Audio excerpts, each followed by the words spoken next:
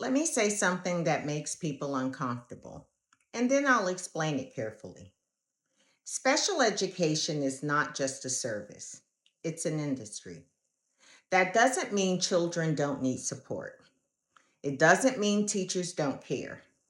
It means systems make money off patterns, and those patterns shape what children learn about themselves, especially Black and Brown children. We are taught to think of special education as purely compassionate, as neutral, as help. But ERS asks a different question. Who is most often labeled? Who is most often removed? Who is most often remediated instead of challenged? Because when you follow the data, you don't just see needs, you see trends, and trends tell a story too. Special education operates inside funding structures. Evaluations cost money. Services generate funding. Programs require staffing. Placements justify budgets. None of that is inherently wrong. But when systems are under-resourced, under-trained, and under pressure, labels become shortcuts, and bias fills the gaps. Black boys are more likely to be labeled with behavioral or emotional categories. Brown students are more likely to be referred for language-based concerns without culturally responsive evaluation.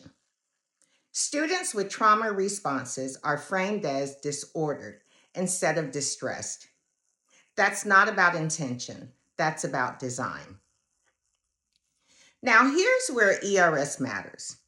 When a child is pulled out repeatedly, they learn something about where they belong. When a child is over-monitored, they learn something about trust.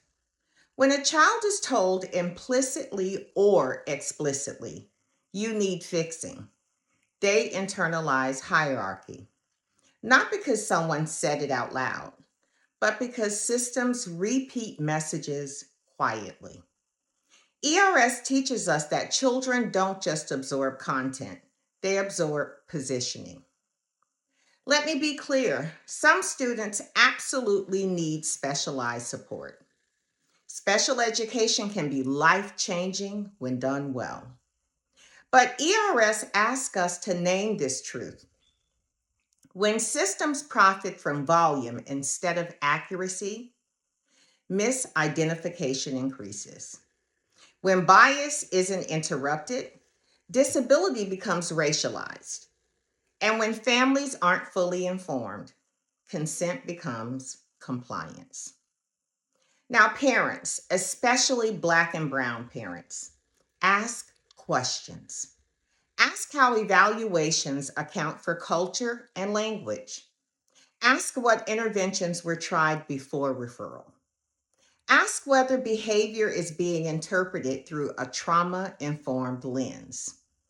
Ask what success looks like outside of removal. Because advocacy is not opposition, it is protection.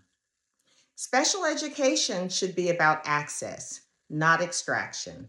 Support, not sorting. Care, not control. ERS isn't about rejecting help. It's about ensuring children don't learn they are problems just because systems are inefficient. Because the most dangerous lesson a child can learn is this: something is wrong with me. And no system should ever profit from that belief. If this made you pause, share it. If this made you uncomfortable, good. Awareness is the first intervention. Subscribe. This series tells the truths schools rarely say out loud. This is Uncensored with Dr. Centrina Palmer. And this is where education stops being theoretical.